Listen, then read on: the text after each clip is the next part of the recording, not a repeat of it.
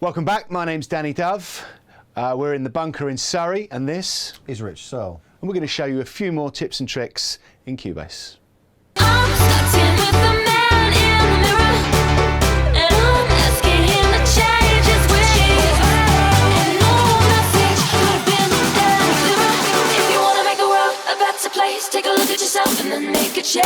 Okay, so now we've got the next project up, far more developed, and I'm going to break it down piece by piece and show how we moved that on from that initial idea. So first up, let's look at the breakdown. Now, from a creative point of view, what I wanted to do was, having played another version in a club, I knew that I wanted a version that was really emotive, that introduces that vocal, so you get a real sense of, I know it, I love it, and it has that wonderful emotional feeling. But at some point I wanted to switch, because this is a dance track. You know, I want hands in the air, I want the place to go wild, the strobes to kick off. So there were three clear sections: the emotive section, the kind of building section that gets everyone frenzied, and then of course eventually the drop, where all the beats kick in and everything starts happening. So we'll look at those three sections. So first up, if we bring the vocal back in, now we have the acapella. Been a victim of a selfish kind of love. Now, not a lot has been done to this. Just having a look here, what we did was just add a reverb, which has been EQ'd a little bit, because we decided to cut the vocal out. There were some delays and other bits in there that we didn't want, so we chopped all those out, and then by putting the reverb back over, it just kind of knits it back together a bit, because it felt a little bit stop-starty, and it just smooths everything out. You can hear. You can hear where it stops there really quite suddenly. So by adding a bit of reverb, it becomes a little less brutal.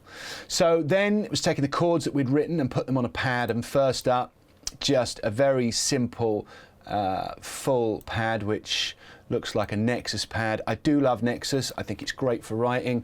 I also think some of the sounds in there can sound nice and full, and they can do a great job. Not all, don't always have the character I want or the individuality that I want, but they can certainly work very quickly. And so this is just a nice big pad to create that emotional moment. In terms of how the chords have been set up, not a nickel to loan. Could it be really me pretending that they're not alone? The follow button, my least favourite button on Cubase. Here we go. So yeah, nothing great, particularly special happening. Just the chord with the bass to the left and right hand of the piano playing, and then from there, there's a little bit of side chaining going on that, just to kind of give it a little bit of pump. Otherwise, it felt a little too slow and flat. And ultimately, this is a dance track. Then from there, we added a high layer, which is to give it just a bit more character, which is this one. Been a victim of a selfish kind Just turn that up a little bit so you can hear it. So a lot more interesting in terms of the sound, in terms of what we've done to it. So this is that mid-side EQing again. So EQing the high end, slightly different frequencies left and right, to let that take up the stereo space and just add a bit of character overall. So this first synth is doing the weight in the middle, the kind of body, and the two of them together, you get a really nice sound. And then the other thing that was really important in there was something that would kind of create a bit of space, because at the moment it still feels a little bit flat. So we added this finger snap. Been a victim of a selfish kind of love. It's time that I realize. And it's got a reverb on it. And it just kind of throws the mix out. So now you're kind of hearing the synths in one place, the vocal in another, and that finger snap is separating it all. And you start to get a bit of emotion in there. Then there is an ARP in here, little arpeggio being played, which is this. Been a victim of if I play it further down, you'll hear it better. Follow the pattern of the winds you see, 'cause they got no play. So if I solo that out, which is that, let's have a look how that was made. Okay, so it's a silenth. Very straightforward, a few voices. So on part A, you've got a square wave and then some white noise. And on part B, another square wave, and that's it. So predominantly a square wave, but again, the work is being done by this cutoff here, which is turning it from this sound, which sounds like something out of a Mario Kart synth, and by putting this envelope on there and cutting it off, you end up with a nice sort of bleepy cool sound. A little bit of reverb on there just to give it a bit of character, and again a little bit of delay. Now, interestingly enough, in this instance we've used the Fabfilter EQ, very clean, very clinical, but we've used the Echo Boy made by Sound Toys, full of character, full of flavour, can sound really analog, which is doing an eighth dotted note. Is it an eighth? No, it's not. It's an eighth delay, and it's panning left and right, so it's a ping pong delay to allow that sound to fill the mix up a little bit. So rather than sit straight in the middle, it's bouncing left and right, and it just creates a bit of movement. So if we add all those parts in, we can hear that together.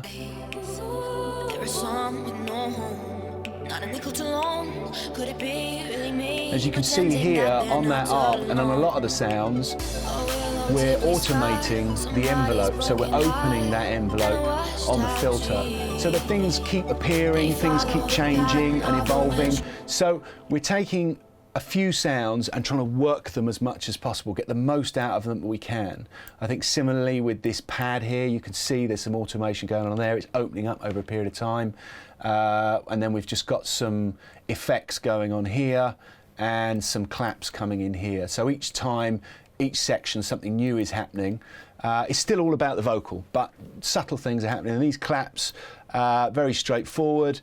And as far as I can see, they're panned hard left and hard right. Again, so they're not getting in the way of the vocal, but they are doing a job. So you can hear them come in here.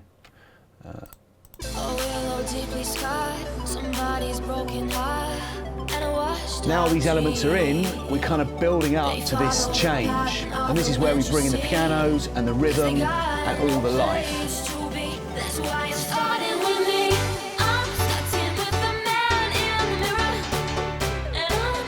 And this is your first introduction of what you're going to get in the drop. This is also like, we want to go from that emotional moment to the hands in the air. Now, interestingly enough, when I look at the basses here, these were the original basses that were used in the first version. And what actually happened was they didn't work in the drop, but they still sounded really good in the breakdown. I can't remember exactly why, but they obviously had a different feel.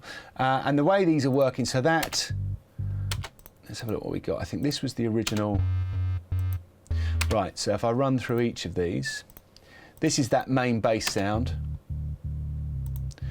And it's just quite a thick, chunky, basic saw shape that's been filtered quite heavily.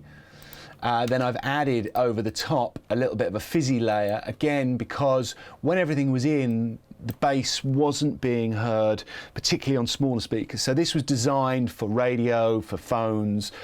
This wasn't necessarily a pure club track, and so we wanted to make sure that the bass was audible on those smaller speakers. So you can hear when that's added in,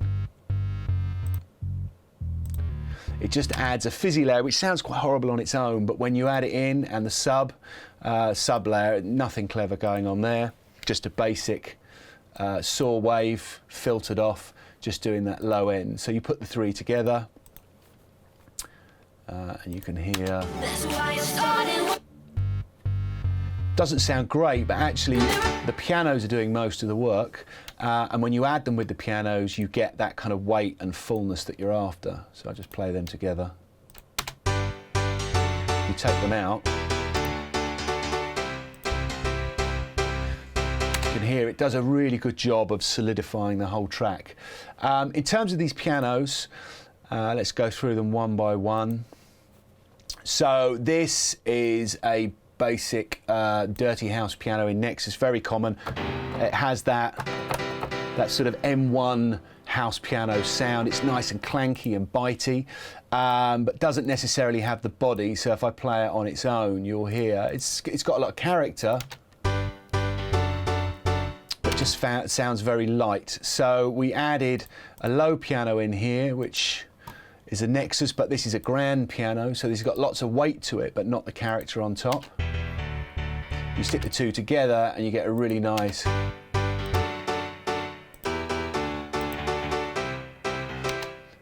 And then we've got another layer here, which is labelled bright piano, which I'm presuming, yeah, it's just another clanky layer. So that kind of very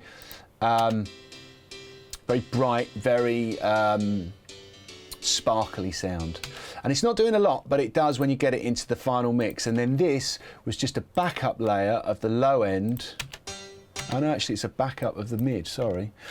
Just playing the roots. Again, just a bit more weight because we felt that the piano wasn't didn't have that energy and what you want, because it's doing a lot of work at this point. So we put them all back in together. Other than that, very basic snare rise, not doing a great deal. It's just a nice clean snare. And the volume's coming up. And it's got a little bit of reverb on it. And it's just creating that final moment. And then finally we go into the drop.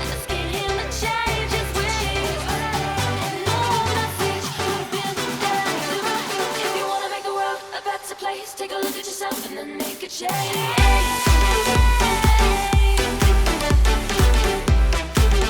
So let's have a look at the drop. First up, what's quite interesting about this was when we were dealing with the bass sound and the kick, it was about getting them in tune. And the low end of this kick sounds particularly good, but the top end just didn't have what we needed. So this kick is actually driving the sidechain. So this transmitter, this Vengeance sidechain transmitter, is actually sending a signal to the main Vengeance sidechain, which is here. This is split at about 220 hertz. The low end is cleaned completely out 100%, and the high end only about 25%, so not a great deal, but adding a bit of bounce, just creating that energy. But as you hear the kick here with I've put an EQ on here to get rid of all the top, because I just wanted that low, the two together. You can hear they sound really solid, and as a low end they're perfect, but I didn't want the top because I just felt it wasn't working. So I put another kick in that I found that, again, the top was great, but I didn't want the low end, so I just EQ'd all that low end out, and what we ended up with is this. If I take that top out and sidechain, and so you can hear that, it's okay, but it just didn't have that energy. So other than the kicks in the drums, there's just a reverse snare, which is a nice little trick that you could do where you take a snare and you reverse just the reverb tail and a click of it to, well, you'll hear what it does. It adds a lot of groove without being obvious. And then we bring our claps back in from earlier, the first two which are panned hard left and hard right, and we've now added one more clap down the middle. Just to kind of solidify the presence. All of them, again, nothing particularly magical, just EQing the low end out. We don't want anything down there on each of those claps. This one actually just bringing up a little bit of EQ, just to make it sit in the mix a little bit better. But they're your drums. And then again, adding that saw bass, which in isolation you'll see, it sounds pretty awful. But you'll see later, as a device to create atmosphere, it makes a huge difference. So they're our main elements, which a lot of them we've heard, and that's really important about continuity. You know, you want to make sure your pianos and your bass, what's happening earlier on, there's some kind of relationship to all of them. The only main elements that are being added in here are those leads which you saw in the initial version, which now have been developed a little bit further and sound like this. Now, just to run through what's happened with these, that was the first main lead that we had. It's been bounced down now. I think a little tip for any new producers out there, which someone told me once, which is sometimes commit to a sound, print it to audio, it stops you messing around with it. You'll either reach a point where that sound is good enough and it will stay, or it's weak and it will go. But I think when you leave, or when I leave myself with too many options, I can spend hours just fiddling with little elements that don't really help. So that was the main lead which we had from before. Just been bounced down. I think that was the other layer. Yeah, so that was the biting. Oh no, that was, okay. So that was the middle layer. Yeah. Now that's had a load of processing done to it, and I'll just run through what's gone on there. There's a reverb on it, just to give it a little bit more life. Give it a bit of space in the mix. I've added some distortion on there, on top of the reverb, which is a nice trick if you want something to have loads of character and really have its own feel in the mix. Sometimes putting plugins in different order, play around. There are no rules. You know, don't be stuck to what someone has said works for them, because some of the best things I've ever done have come from mistakes. On above that, I'm guessing a little bit of EQ, just to clean it up a little bit. Take a lot of those high, harsh frequencies. That's where my drums are going to be, like my hats, and I don't really want that to get in the way too much. I'm using the Echo Boy again. This time it is a dotted delay, and it's not ping pong, but it's wide. So again, it's helping that sound to really sit in the mix and exist rather than straight down the middle in different areas. And then finally, I'm guessing this is just a filter. Yeah, so that is there just so that I can filter the sound in and out and control it in different areas. Maybe when the vocal comes back in, I just want to take some top off that so that I can let the mix sit better. So that's that sound, and there's one more sound I can see in here, which is this. In fact, hold on, let me just go double check the lead group. Okay, so good to show you the lead group. So all of those sounds have then been bussed to this main lead group, and they are running through this. Now, if you don't know this, Stephen Slate, an amazing set of plugins, full of character, emulating some of the most amazing bits of hardware that have ever existed. And the way we're using this is this particular virtual channel here allows you to create and emulate a virtual desk. So you can recreate a Neve, you can recreate a Trident, SSL. There are two versions of the SSL. They all have a different flavour and a different feel, but you can essentially give your mix the feeling that it's being mixed through one of those desks. Now, I'm not saying it replaces the £500,000 desk, but I am going to say it gets pretty close and it's pretty impressive. So we're actually going out, we're mixing out of an RC tube desk, which is quite an analog sounding desk, and then we'll have a different plugin on the master output. Again, it's the mix bus, and we're coming back through, I think that's an SSL. So again, it's got a good low end, different character.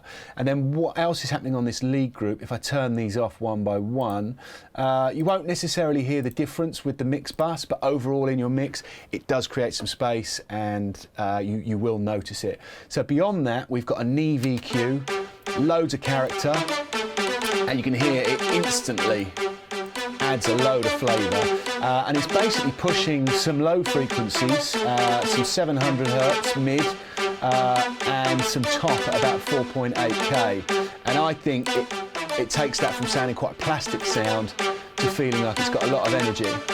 Then beyond that, there's this which emulates the 1176, which is, was synonymous for creating a really snappy bite. And so we're using that just to put a little bit of the bite back on.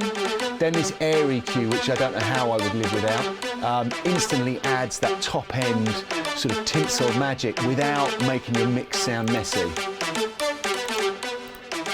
And then this is just kind of character. It just adds a little bit of shimmer and thickness, which does what it says on the tin. But if I bypass original sound, after it's had a little bit of processing. So actually that's really important to look at. That actually, is worth mentioning, was originally a preset. It's called Synth Lead Pusher, and I think there's nothing wrong with using presets. Bring them up, listen to them, see what they're doing, and then tweak them. And this has been tweaked to kind of suit what we wanted, and we've actually added a couple of bits. But I actually have no problem with using samples, presets, loops. It doesn't matter. Music is music. If the result is a great track that people love, it doesn't matter where it came from. Some of the greatest tracks I've ever loved have literally just been samples that have been looped up. So, I think there's nothing wrong with that. Finally, there is this airy Pluck Synth, which is just adding, very subtle, if I turn it up, really crunchy, but it would just add a little bit of sparkle on top of the whole mix. Not doing a great deal, but as you can see, killed all of those lows, a lot of the mids, and just ridiculously pushing that high. So just pulling out all of that bit crushing sound. Again, it's a Nexus sound, worked quite well. We've just left the reverb and delay as is, not done a great deal. It just needed just that extra bit on top of everything that was going on. There's an EQ on here which is doing quite a lot of work. Again, another virtual mix rack, Stephen Slate, and this again is just pushing those highs even more. And then just a kickstart on there. Again, a great little tool if you haven't got it for side chaining. Sometimes if you just want to chuck something on, it's going to quickly push everything out of the way. Does a great job, not expensive. I think it's about 10 or 20 quid, worth every penny. So if we bring everything back in, and you can hear.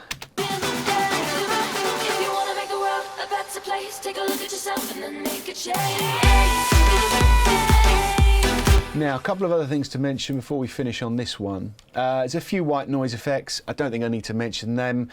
Nothing particularly special. They really are just rising devices that create that extra bit of build. You can buy whole packs that do it for you or create them yourself. It's entirely up to you. In that area where the piano comes in, halfway through, we introduce the lead sound, which is there. So that it's not such a shock. If I remove it here, you can see, and we just play straight into the drop, it's quite brutal. It suddenly appears out of nowhere, and it's a bit of a shock.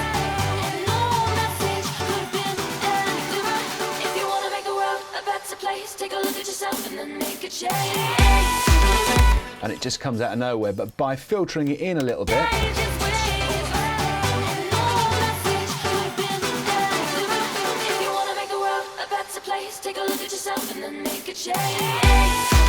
it's not such a shock. So it's about taking your elements, you know, working them back, working them forward, you know, introducing them for the listener. I think the final thing to look at here is on the master out, a clever trick that I learned a few years ago that is quite a pop device. But if we look at these channels here, we've got a filter on the main bus, and what that does is during the build-up it will thin out the low end very subtly but start to remove the weight, and you don't really notice it, but what happens is by removing it slowly, psychologically, when you bring everything back in with the weight, it really hits you hard. And we've matched that up with, again, a little volume curve. So what's happening in here is this volume is dropping by about 2.5 dB, nothing major, but that as well, over a period of time, you don't notice it, but by the time your track comes back in, it's just that extra little 5% hit. So we'll just play that through so you can hear it and see what's going on. If I zoom those out a little bit so you can see all of them working.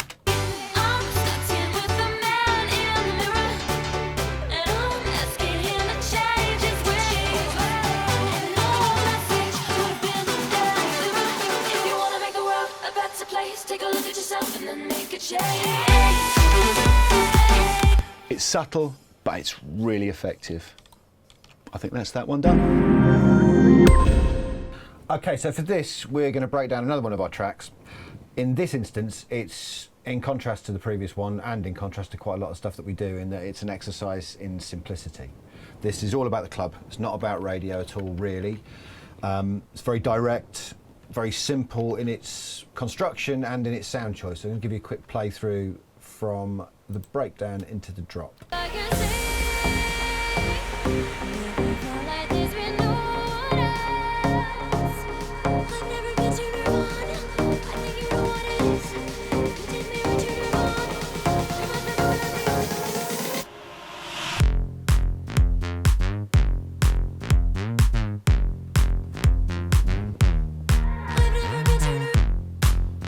Okay, you can hear that's a lot more simple than the previous things that we've shown. This is a remix that we did for Chicane of Nirvana. So I'm going to break this down bit by bit. I think we'll start with the drop first. So drums are very, very simple. Start off with our kick drum, which, as we've mentioned before, is in key. Always tune your drums. I think in this instance we're in F. It's got a big, solid kick drum. A lot of the low end weight is coming from that, but we didn't really feel like that had quite enough. It's got a good click at the top, it's got a good low end, didn't really have that body punch. So we added in quite a woody, solid sound, which actually on its own is a bit rubbish once again, but combining the two together, you get a really, really good kick kick all the way from top to bottom. You get that really solid sort of chest punch. Doubled up with a very simple snare. Again, still quite pressured. It's still quite solid, keeping the drums really, really tight at this point. And a set of claps. We've talked about this before, but stereo drums, stereo your claps. We've got a clap at the middle, we've got 1 pound hard left, we've got 1 pound hard right. All that we're doing really with the EQ of any of these things, if you start with the kick, I think first of all, yeah, just taming a tiny bit of the really, really low sub, because you don't really need it in there. There'll be a little bit more aggressive EQ going on. Actually no, surprisingly enough, with the pressure kick, the mid kick, again, this wouldn't normally work. Wouldn't normally recommend that you leave kind of combined kicks with that many overlapping frequencies. But if it sounds right, it is right. And that's got to be the final rule, I think, rather than getting too stuck on what you should or shouldn't do. The snare, we've got a lot being taken out of here. We clearly just wanted to kind of keep that sort of tight, high mid, and we've got quite a big boost going on there, about 7k. And then the claps, lots and lots of cleaning and not much else, as you can see from this. Although in this instance, we keep utilising these same kind of tricks. You can see we haven't got many ideas, but basically we've given a boost here, but only to the stereo. So this has been split mid and side. Rather than doing the left and right split that we've talked about before, this has actually turned into a mid and side EQ. So we've taken all the low end out of the mid, because that's where it was, at the mono part of the signal, and we've pushed the sort of mid-range 5.5k here just on the side. So that gives a stereo to a fairly mono sound beforehand. And then just cleaning up with the left and right. I'm not going to show them all, but the left and right claps are just being cleaned up with the low end. But you get a nice wide sound from very little going on there. And from there, I think that's the point where we would balance in our bass, which is, in this instance, only one sound. No layering going on here. It's just one thing. It's coming from a silent. It took a bit of crafting. It took a bit of fiddling around with. Again, we do quite a lot with the modulation envelopes on silence in terms of what can actually shape a sound. You've got a fairly dull sound if you take off this cut-off modulation that's happening here, but all of the movement comes just from increasing the amount that this envelope is affecting the cut-off. In this instance, actually the cut-off on filter A, which is here, which is also stopping this being a very boring saw sound. So you can hear when it's opened up, it's very, very releasey and really quite unpleasant. Lots and lots of action happening here. Got a similar but much more subtle thing happening with cut-off B, which is just happening in part B of the silence. But this is it's a quicker transient. That's all that's dealing with. We're also using quite a lot of internal processing here on silence, which we don't normally do. We've got a phase, we've got chorus, we've got EQ, we've got compression. We don't normally go to town quite so much as that. But nevertheless, even with all of that, most of the character of the sound is coming from this EQ. If I take this off, it goes pretty flat. And you can see we clearly spent quite a long time fiddling with this and carving bits out of it and pushing bits up, trying to get what we want, because it's such a convoluted EQ curve to get what we want. Probably hear a few things just by disabling a couple of the bands, because this is where the action's happening up here. Yeah, so different levels of push, which are actually, interestingly enough, although they're quite tight bands on each one of them, are creating quite a broad push in that high mid area, and that's where most of the energy is with this sound. Okay, so moving on from that. Might be worth quickly mentioning the portamento on that is doing quite a lot of the character. Oh, you're right. Yeah, absolutely. Yeah. I mean, the sound also would be pretty flat if this wasn't running. You hear the difference it makes. You take it off legato mode as well, it just becomes a little bit, because this is bending in both directions, so you just get a lot more movement.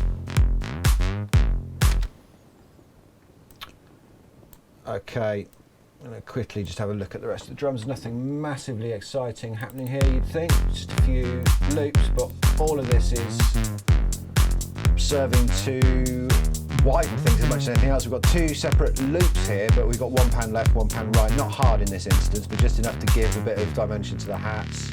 A good solid straight open hat that's straight out the middle, being backed up with a left and right again. So it's really important when you've got simple drums like this to get as much stereo out of them as you can. And I think we've gone one stage further and we've enhanced that by putting everything to our drum master bus, and I imagine that we will have our usual selection of, left and right split with a bit of a bump on the middle here. Talked about it plenty of times before. One thing we haven't mentioned, which I think is quite important, if you are going to do this left and right splitting of EQs, don't have your peaks too far apart. If you start EQing down at 200 Hz and up at 5,000, it's going to sound pretty horrendous. Make sure it's just enough to make a difference and make it feel wide, but not so much that the device becomes apparent. Okay, moving on, last element of our drums is a bit of tuned percussion in the form of these claves. Again, they sit in the way that they do and they work in the way they do, largely because they're tuned. There's a fair amount of processing going on here. Let's just have a look at that in itself. Yeah, it's a pretty dull sound without anything going on. We've got a Camel Crusher, very good free plugin. Kickstart that we've used many times before. I'm going to get that and show you. Really nice reverb. We love these Fabfilter reverbs with all of the top end taken off. We don't really want any of that kind of top end floaty reverb getting in the way here. It's to give it a bit of dimension and give it a bit of space. And then we're finishing it off with something that we don't use very often, but in this track I think we used it a couple of times. It's Eventide Omni Presser, which is the most unforgiving, aggressive, difficult to control compressor you can imagine, but it's got a great character sometimes. And in this particular instance, it's actually hanging on to the tails of the claves and actually making them sit a little bit more comfortably in the mix. So when you hear them in with all the rest of the drums, it stops it leaping around so much. You can hear it's a little bit unwieldy. This thing just grabs it and sits on it really aggressively. Keeps everything nicely in check. Okay, moving on from there. The only other things that are really going on in our drop are a bunch of vocal effects, cut vocals and such like. So I'm just going to show you a little bit of what we did. As you can see, we've taken a tiny little section of the vocal. We've got a running delay, and that running delay has got some fairly heavy side shading on it, which just keeps it going. The delay is just coming from our old favourite, the Echo Boy Jr., good for character, just a general reliable delay. Got a kickstart, a little bit of clean up EQ with a bit of a boost in that high mid range, and another favourite, Decapitator. Fantastic analog saturation device. It's not super aggressive, but it has a really nice warm character. And that's all just being backed up by this little bit that we've got here labelled as Atmos Vox. What we've done, basically, we wanted to have the feel of the reverb tail running on, but we didn't want the mix to get swamped, which is what's going to happen if you end up with a hugely long tail. So we just bounced a bit of it down to audio, cut it, looped it, and we can then process that separately and keep it controlled and bring it up and down as much as we need. In this particular instance, we did it. You can hear just a little bit of a kind of a repeating vocal, which just builds underneath, sits with those delays quite nicely. And on top of that, really, all you're dealing with in the drop is the usual collection of effects and such like, with one exception, which is a stab effect, which pins at the beginning of every 4 bars. This is a bit of a kind of our stock library thing. We made it some time ago by combining a real horn sample, I think, with, I believe it was a sample or a patch from Nexus. I think it was the dubstep Nexus patch or something like that. And we've used that, we pitch it around as we need. It's quite a useful device. It just gives a bit of extra weight, pins the front of the bar quite nicely.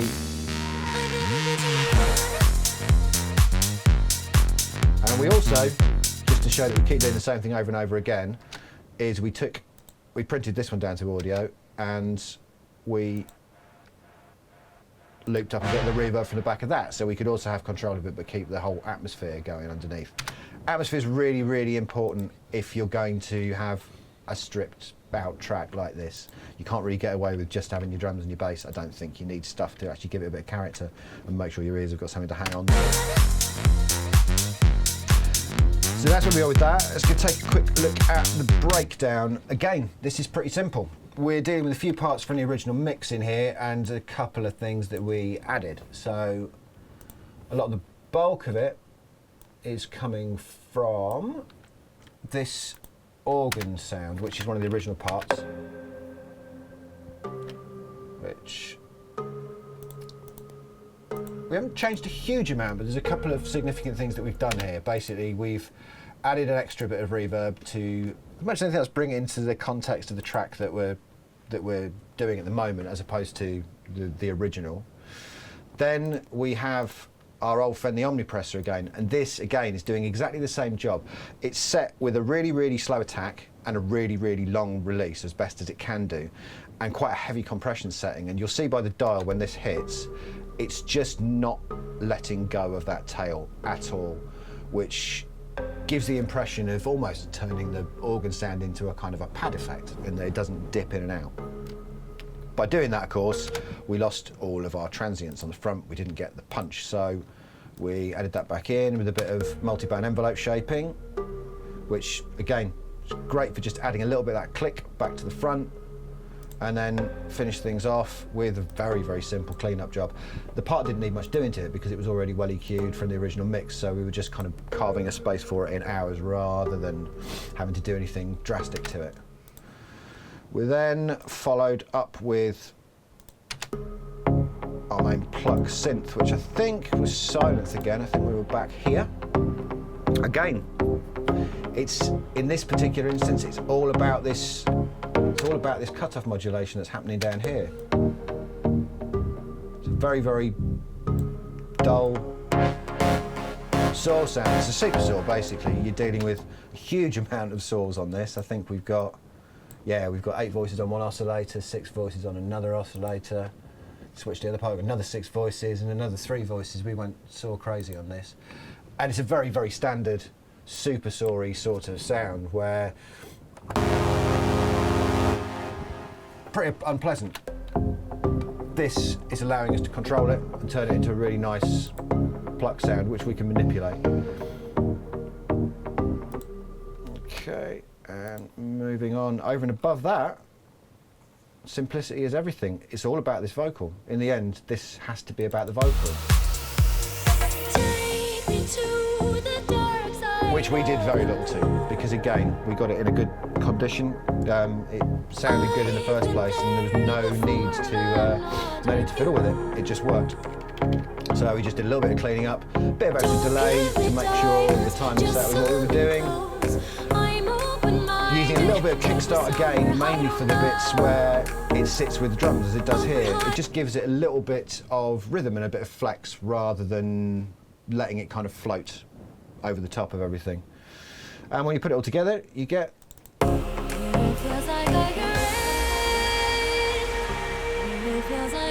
think that pretty much covers everything that we did in this. There's nothing to note otherwise. Yep. Okay, we thought we'd just have a quick mention of something, it's a new feature in Cubase 10, that we really, really like. It saves loads of time. It's the vocal alignment tool. So I'm just going to play you a quick little section of these BVs. You'll hear that they're all a little bit out of line with one another. Don't sound particularly great. Baby, please. They're okay, you know, but they're a little bit out of place. Great thing that you can do with this button up here, click this, it brings up your audio alignment tool. So you pick your you pick your reference piece, which in this particular instance, just for ease, we're going to use this top one. So you click on your part, you say add reference. That's now set there. Should I put that over there?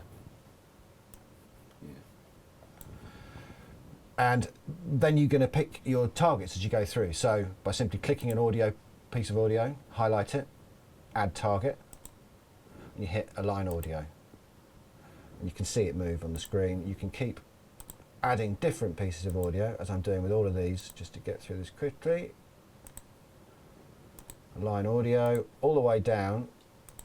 Each one of these, it's pulling it in line with your original reference track, but it does it in a really, really natural way.